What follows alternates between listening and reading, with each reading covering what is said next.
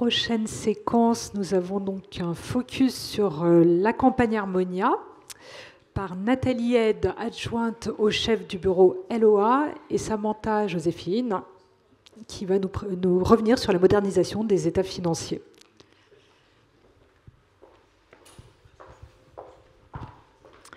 Du coup, bonjour à toutes et à tous. Donc, Nathalie Ed, adjointe au bureau LO4, suivi et observation des organismes de logement social à la DHUB. Merci beaucoup de l'invitation. Donc, je ferai cette présentation conjointement avec Samantha Joséphine. Essentiellement pour revenir en fait sur la campagne Harmonia en cours et sur un sujet qui vous préoccupe, qui nous préoccupe tous et qui est en train d'atterrir, la réforme comptable. Voilà. Donc je vais pas m'étendre, mais pour vous dire donc aujourd'hui sur la campagne Harmonia 2025 sur l'exercice comptable 2024. C'est mieux déroulé du coup que l'exercice 2023. Donc, je rappelle pour l'ensemble de l'Assemblée que les organismes ont l'obligation de déclarer de manière dématérialisée leurs comptes, les DAF, sur la plateforme Harmonia, qui est gérée par la DHUP et portée par la CG2LS. Donc cette année, la campagne s'est mieux déroulée, tant on va dire sur les délais de déclaration que sur la qualité de la déclaration. Donc on sait que la campagne 2023 avait été compliquée, notamment à cause d'un certain nombre de contrôles de cohérence qui avaient entraîné un certain nombre d'erreurs, d'anomalies. Donc vous m'excuserez par avance, je n'étais pas là l'année dernière, donc il est possible que je n'ai pas forcément l'historique. Mais en tout cas, cette année, que ça soit avec notre conseil Grande Thornton ou du côté de la DHUP, on constate quand même qu'il y a eu une nette amélioration des délais, dans les délais des déclarations.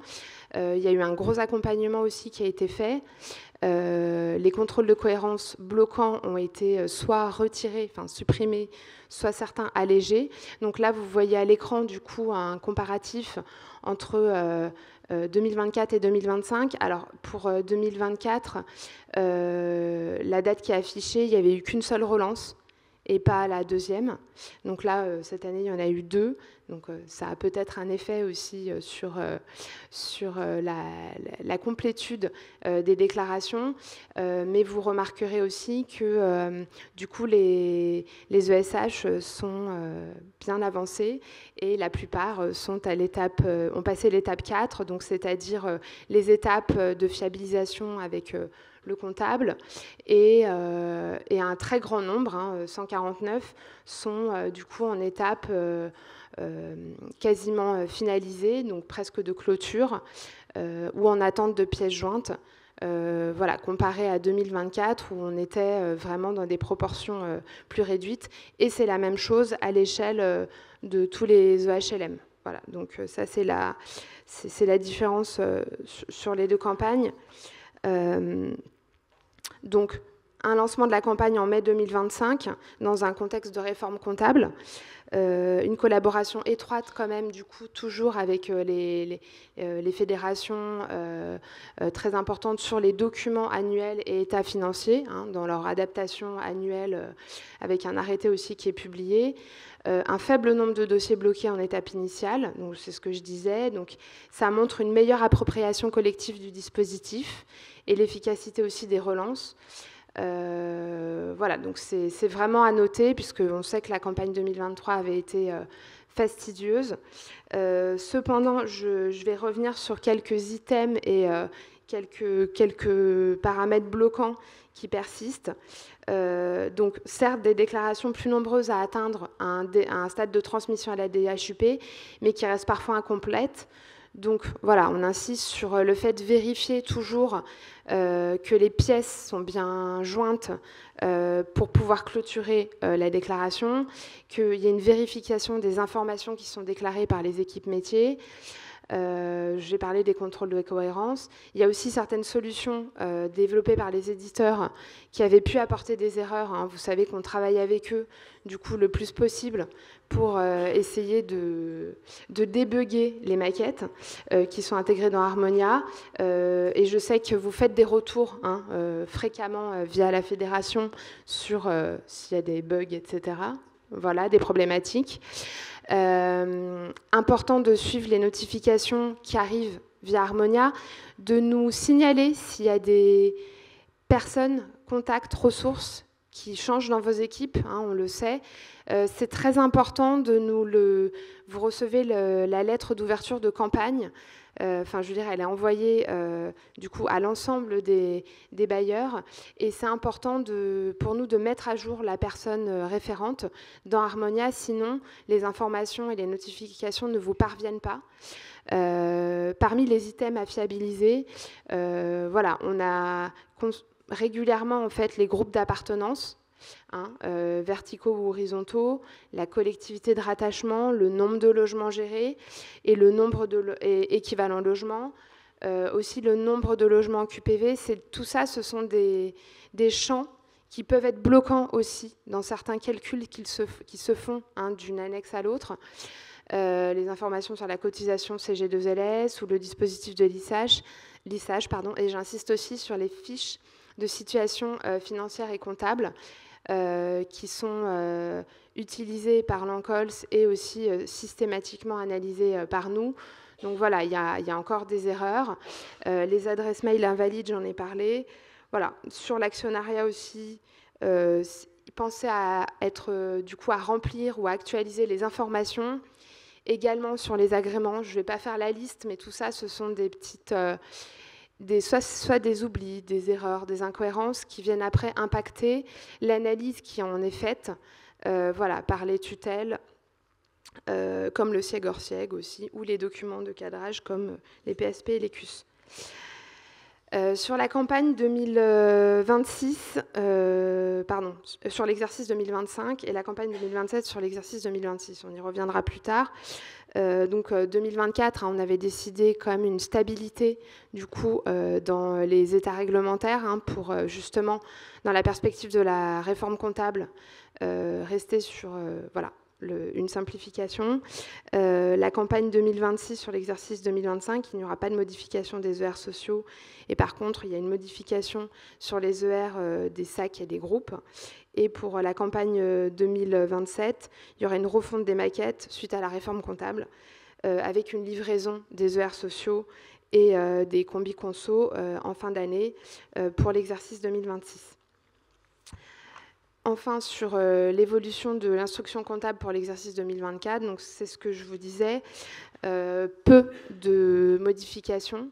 Il y en a eu beaucoup les années précédentes. Je ne rentrerai pas dans le détail, mais là, vous l'avez sous les yeux, suppression des onglets sur les ER sociaux, répertoriant les membres des groupes. Voilà, ils sont maintenus par contre dans les ER SAC et Combi Conso. Modification du tableau sur l'activité d'accession et modification dans le bilan, avec notamment la distinction fonds propres et autres fonds propres. S'il y a des questions, à la fin, je laisserai du coup Samantha préciser, enfin voilà, s'il y en a, ou plus tard, on pourra vous répondre. Rappel du calendrier 2025, donc l'arrêté pour l'exercice 2024 a été publié le 5 janvier.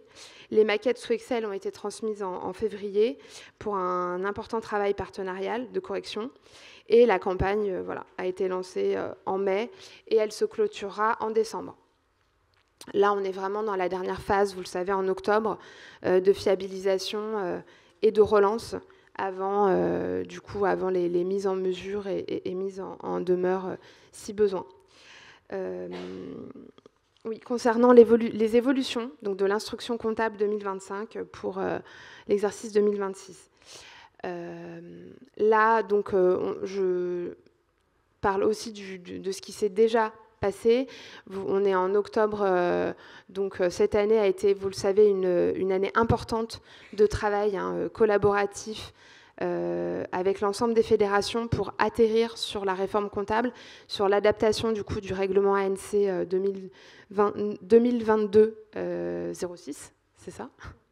Voilà, pour du coup une mise à jour et l'harmonisation des plans de compte des OHLM et des SEM et la prise en compte du coup des modifications induites par ces règlements.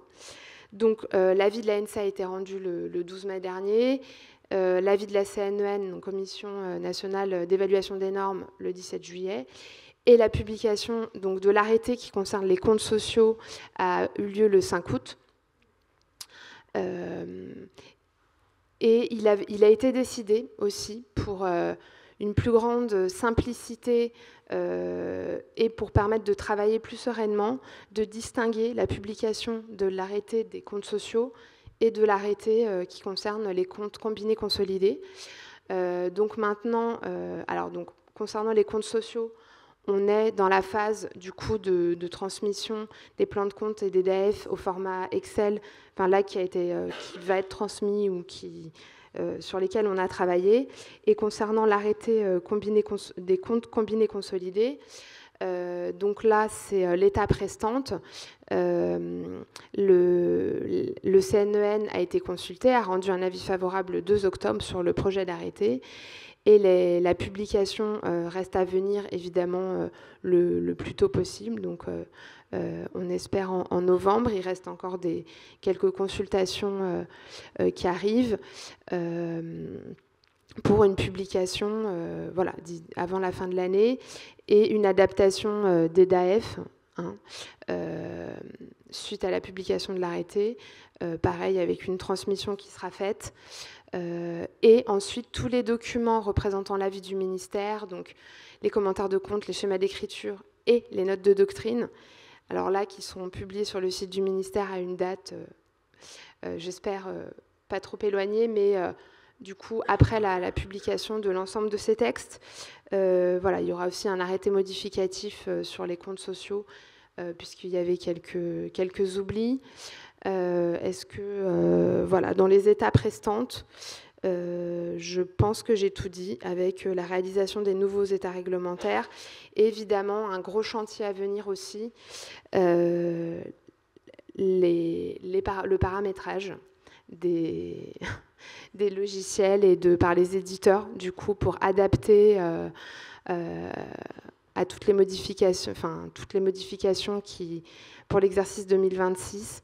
Voilà, on a conscience que c'est un gros chantier. Et donc, il y a une réunion avec les éditeurs qui sera organisée par la DHUP, pareil, là, au mois de novembre. Voilà, et aussi un travail sur la réactualisation des modes de calcul de certains indicateurs financiers, puisqu'il y a des impacts donc, avec les différents partenaires et acteurs du secteur. Merci.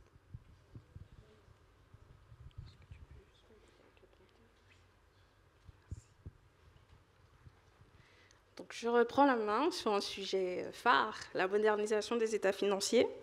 Un sujet qui bouscule nos habitudes en tant que financiers, avec une nouvelle lecture en fait, des états financiers, des comptes de résultats notamment, sauf peut-être pour ceux qui font beaucoup de conso chez vous, qui sont peut-être déjà habitués à avoir en fait, cette réflexion sur la qualification du résultat exceptionnel.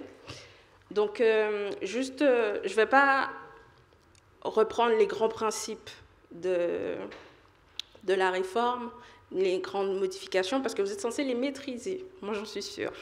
Donc, je vais pas revenir sur le détail de la réforme. Pour autant, j'aimerais quand même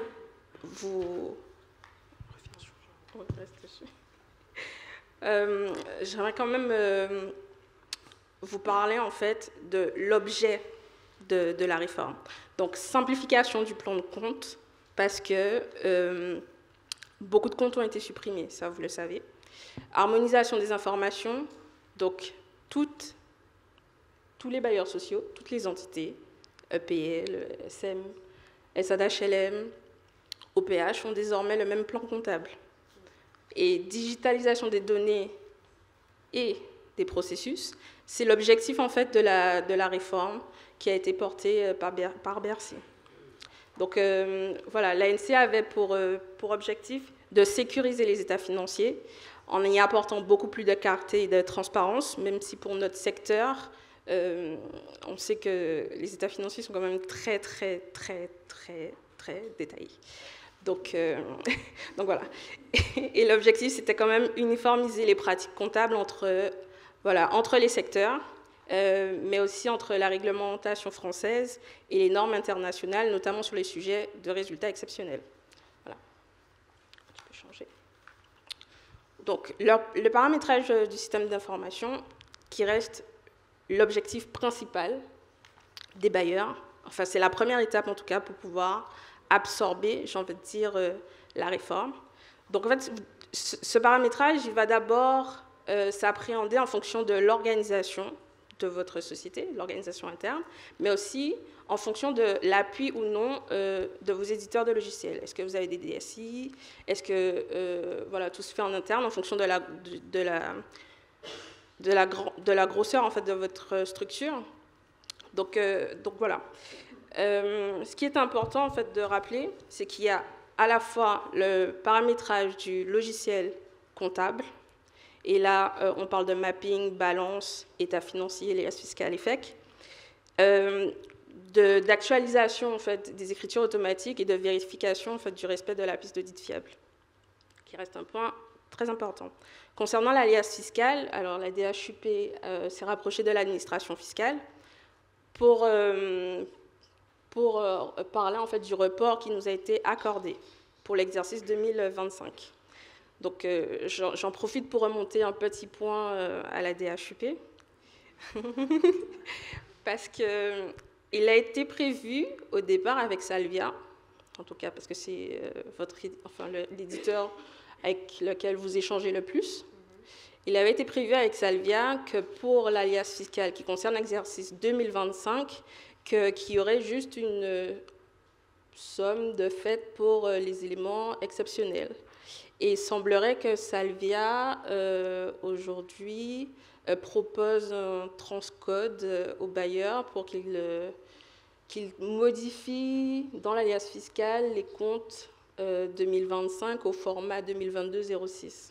Donc, ce qui est un peu embêtant parce que ça veut dire qu'il y aurait une décorrélation entre les états financiers certifiés et l'alias fiscal. Donc, je pense qu'il y a eu peut-être un problème de communication et qu'il faudrait à nouveau... Alors, on l'avait remonté à Maxime. Après, il est parti en congé. Donc voilà. Ensuite, concernant toujours ce paramétrage, n'oubliez surtout pas la revue des interfaces avec les autres logiciels, donc métier, RH, gestion. Et pensez à mettre en place un calendrier de déploiement pour à la fois produire, mais aussi tester vos implémentations, pour qu'au 1er janvier, vous soyez prêts. Alors là aussi, il y a des débats concernant l'entrée en vigueur. Bon, l'entrée en vigueur, c'est sûr, c'est au 1er janvier 2026. Pour autant, en fonction des structures et aussi des commissaires aux comptes, il pourrait y avoir une certaine appréciation. Moi, je considère que vous devez être prêt dès l'ouverture au 1er janvier 2026. Pour autant, il y en a qui considèrent que la finalité reste le 31 décembre 2026, donc livrer des comptes au nouveau format. Donc, potentiellement, vous auriez un délai un peu plus important pour mettre en œuvre la réforme. Mais je vous conseille de vous rapprocher de votre commissaire aux comptes pour être certain que vous ne soyez pas en défaut dès l'ouverture des comptes. Donc, voilà. Et on m'a dit récemment qu'anticiper, c'est agir. Et agir, c'est réduire l'anxiété face aux événements. Donc,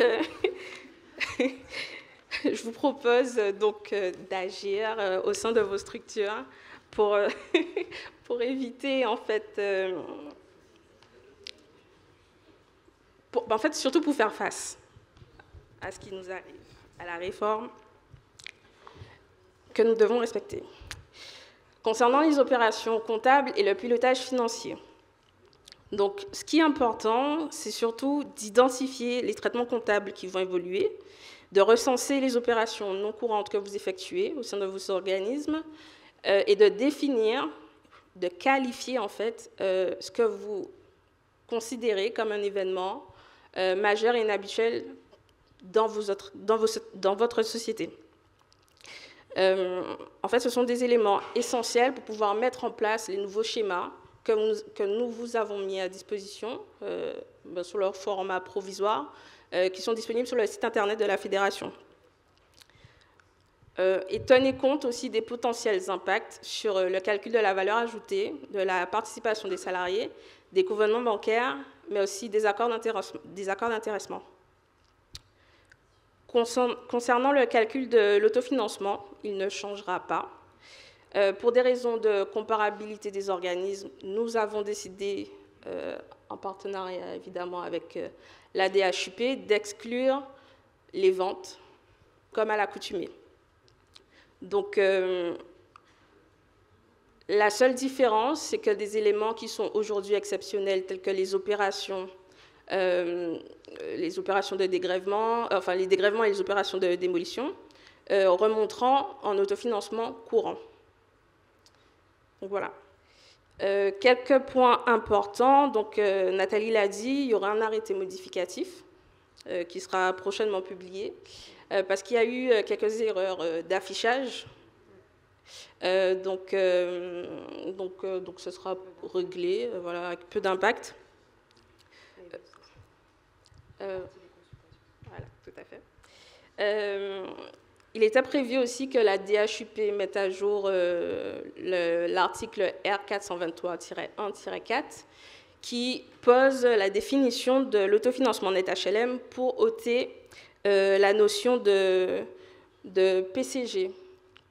Donc, il était écrit en fait que, voilà, que l'autofinancement s'appuie sur le calcul de la capacité d'autofinancement définie par le PCG. Sauf que dans le PCG, aujourd'hui, il n'y a plus de définition normée. Donc, ce sera juste une actualisation de l'article. Donc, les maquettes des états réglementaires nous seront transmises normalement fin d'année, parce qu'actuellement, au niveau de la DHUP, il y a une revue des contrôles et des balises sur les maquettes. Et pour approfondir le sujet, la Fédération organisera un webinaire sur les états réglementaires, où là, vous pourrez effectivement poser vos questions, qui, je pense, seront importantes, en fait. Alors, la réforme va impacter à la fois la présentation, mais aussi la lecture des états financiers à fin décembre 2026. Actuellement, il y a des débats à la CNCC concernant deux sujets principaux. Le proforma, donc comment donner aux administrateurs une lecture qui soit non biaisée de la réalité économique de la société sur les deux exercices. Et aussi concernant l'exercice 2025. Alors, pour les autres sociétés, j'ai envie de dire dans la vraie vie, on va dire dans un schéma plus général, les états financiers sont moins détaillés. Donc, il y a moins de problématiques concernant les comptes de résultats et les bilans. Là, on va se retrouver avec une année 2025 avec des montants qui n'auront pas, en fait, la bonne localisation, on va dire, qui seront affectés à d'autres rubriques, et la lecture ne sera pas forcément très, on va dire, lisible. Les éléments ne seront pas lisibles. Donc, actuellement, la CNCC réfléchit à la meilleure manière de statuer sur les différentes positions en fait, des rubriques pour l'exercice 2025. Donc, dès que nous aurons un retour au niveau de la fédération, nous communiquerons dessus. Ce n'est pas encore le cas. Et je vous rappelle aussi le principe d'intangibilité des bilans, donc qu'il n'est pas question de modifier en fait, les écritures N-1. Ça, je pense que vous le savez tous, donc, sauf pour corriger des erreurs, ça vous le savez. Donc voilà.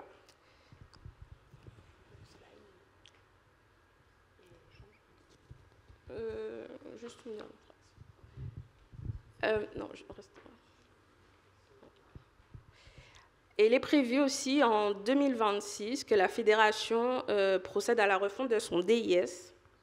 Donc l'objectif poursuivi est d'optimiser en fait notre suivi des ESH en l'adaptant à la réforme comptable, mais aussi en tenant compte de la transformation économique que les ESH vivent aujourd'hui.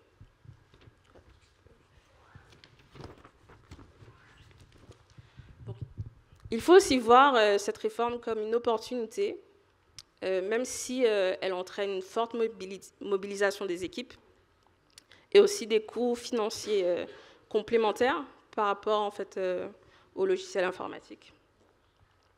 Voilà. Si vous disposez de données réelles, justes et fiables, en fait, la comptabilité et le pilotage financier restent votre allié pour développer et pérenniser votre société. Donc c'est vraiment grâce aux données financières que vous êtes en capacité de statuer sur la santé de votre société. Donc je pense que c'est important de remettre au centre le financier, même si la gestion locative reste le cœur de notre métier. Mais je pense que le financier est très important et qu'on a tendance à l'oublier. Surtout qu'aujourd'hui, les équipes financières souffrent parce qu'elles sont mobilisées sur tellement de sujets en même temps que je pense que c'est important de rappeler aux directeurs généraux voilà, que les directeurs financiers ont besoin de votre soutien et de votre compréhension parce qu'ils ont énormément de sujets à travailler en même temps. Voilà. Donc, on a parlé dans les ateliers, dans les différents ateliers de la digitalisation. Donc, la digitalisation, nous sommes tous confrontés en fait, à ce sujet et c'est un sujet incontournable pour les ESH et qui s'applique dans tous les domaines, la gestion locative, le patrimoine, etc. Et que ce soit pour l'analyse décisionnelle ou pour la création d'espaces partagés avec les collaborateurs, vous en aurez besoin. Donc, c'est l'opportunité en fait, de voir cette réforme comme le déploiement de nouveaux projets, parce que peut-être que vous ne le savez pas, mais la réforme a été introduite par l'ANC pour aussi répondre à des dispositifs tels que la facturation électronique. Donc voilà. Et de nouveaux projets aussi qui vous permettraient à la fois de limiter les erreurs, de détecter les anomalies et pouvoir les corriger rapidement, et de gagner surtout en gain de productivité effectif. Donc, le mot final de mon intervention, voyez la modernisation comme un projet plus vaste qu'une simple obligation légale. Certes, c'est difficile, certes, ça demande un investissement et une implication personnelle de chacun très important. Mais pour nous, en fait, ESH, nous avons pour nous la combativité, mais surtout le sens de l'adaptabilité. Donc, je voulais souhaiter aux équipes financières beaucoup de courage. Et je voulais vous rappeler que les équipes de la fédération sont à votre disposition. Donc, n'hésitez pas, si vous avez des questions, si on peut vous accompagner, si vous avez des sujets de fond, je n'aurai pas forcément la réponse, c'est vrai, mais j'irai la chercher pour vous. Je contacterai la DHUP, je contacterai la CNCC, je ferai au mieux, je ferai des saisines de l'ANC s'il le faut, mais voilà. C'est juste vous dire que la fédération vous soutient et qu'elle est là pour vous. Voilà. Je voulais juste parler d'une brochure. Juste un petit mot, j'ai oublié de vous parler de... Donc je suis aussi dans le bureau qui pilote, vous savez, la brochure annuelle sur les chiffres clés du logement social. Donc là, sur l'exercice 2023, qu'on a mis en ligne en septembre et que peut-être vous avez eu sur le congrès, ou voilà. Je refais de la publicité pour cette brochure et je vous invite à aussi donner votre avis voilà, via le QR code du questionnaire qui est joint pour nous permettre toute piste d'amélioration dessus. Voilà, n'hésitez pas à la consulter. Merci.